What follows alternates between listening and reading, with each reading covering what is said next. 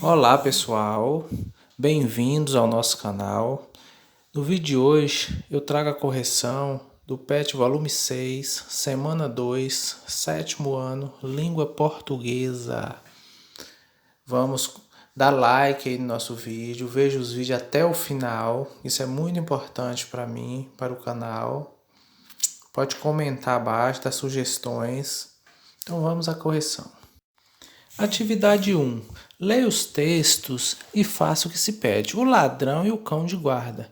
O ladrão, desejando entrar à noite numa casa para roubar, deparou-se com um cão que com seus latidos o impedia. O cauteloso ladrão, para apaziguar o cão, lançou-lhe um bocado de pão, mas o cão disse: Bem sei que me dás esse pão para que eu me cale e te deixe roubar a casa. Não porque goste de mim, mas já que é o dono da casa que me sustenta toda a vida, não vou deixar de ladrar enquanto não te fores embora ou até que ele acorde e te venha afugentar. Não quero que este bocado de pão me custe morrer de fome o resto da vida. Então, é um texto que traz um ensinamento, uma moral. Trata-se de uma fábula. Quando esses textos que traz sempre personagens como animais, que traz uma moral da história, trata-se de fábula. Aqui, ó. Primeira questão. A que gênero pertence esse texto? Quais elementos do texto e do contexto utilizou para responder? Gênero textual fábula. Utilizou para responder, pode-se perceber pela presença de animais como personagens, por apresentar um ensinamento moral, entre outras características que a fábula tem, mas eu resumi assim. 2. Qual a finalidade desse texto? É deixar algum tipo de lição ou moral para o leitor, para convidá-lo a refletir a respeito de um tema particular. Sempre para deixar uma reflexão, né? É usado um texto desse na abertura de uma aula, de uma palestra, para fazer com que as pessoas pensem um pouco sobre determinado assunto, tema. Qual é o sentimento do cão para com seu dono? Na minha opinião, gratidão e honestidade, principalmente. Ele foi muito honesto. Não deixou se levar, né, pela o que estava sendo oferecido para ele ali, só naquele curto período de tempo. E o dono dava comida para ele a vida inteira. Questão 4. Texto como esse tem sempre uma moral. Qual seria a moral que mais se encaixaria com o enredo da narrativa lida? Primeira alternativa. Devemos ser sempre precavidos e informados, nunca oferecendo aquilo que temos sem sabermos a sua real importância. Os bons e inocentes muitas vezes pagam o preço por um crime que não cometeram. Você acha que a moral é essa? A outra, devemos pensar no longo prazo, não nos deixando enganar pelo prazer imediato. Essa é a resposta correta, é a moral dessa fábula é essa. Foi o que o cão fez, ele não deixou se levar pelo prazer imediato. E sim, que ele sabia que ele precisava do seu dono pela vida toda. Então isso aqui é para refletir. A resposta é essa.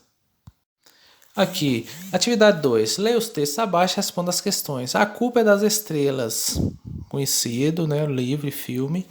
Adaptação para o cinema do romance de enorme sucesso de John Green, A Culpa é das Estrelas, foi milimetricamente arquitetada para fazer o espectador rir, chorar e torcer pelo casal que inevitavelmente se apaixona enquanto a heroína, Hazel, não sei ler esse nome, luta com o câncer.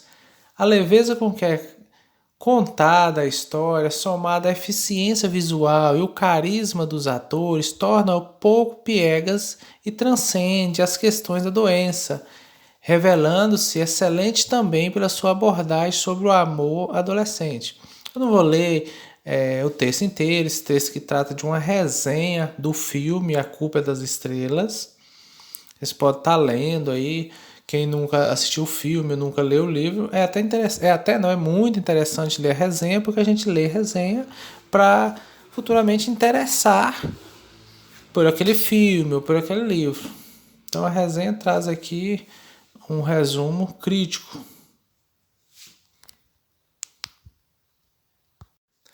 Vamos às alternativas. Qual o assunto tratado no texto? Trata-se de uma resenha crítica do filme A Culpa é das Estrelas. Fala sobre o romance de Hazel, o personagem que luta contra um câncer terminal. Que é um resumo do assunto que trata, né? 2. Qual a finalidade das resenhas críticas? Resenha crítica é um texto informativo com finalidade de analisar uma obra, filme, artigo, livro, etc., mas que contém detalhes opinativos do autor. O autor da resenha, ele tem a oportunidade de dar a opinião dele sobre determinado filme, determinada obra. 3. Qual a sua opinião em relação a livros que foram transformados em filmes? Essa é a resposta pessoal, mas eu dei minha opinião aqui. Se tratando da divulgação do livro, eu acho interessante, pois dessa forma atinge um público maior. Porém, assistir ao filme não substitui a mágica de ler um livro. Essa é a minha opinião. Porque muitas vezes o filme é totalmente diferente do livro, da história do livro. Embora esse aqui especificamente, aí nessa resenha, se você teve a oportunidade de ler essa resenha, fala que o filme, nesse caso aí, é bem parecido com tudo que aconteceu no livro. Então, menos mal. Quem assistiu o filme vai entender perfeitamente o livro, se assim for, conforme a resenhista falou aí. Questão 4. Retire do texto um trecho que apresenta uma opinião da autora em relação ao filme.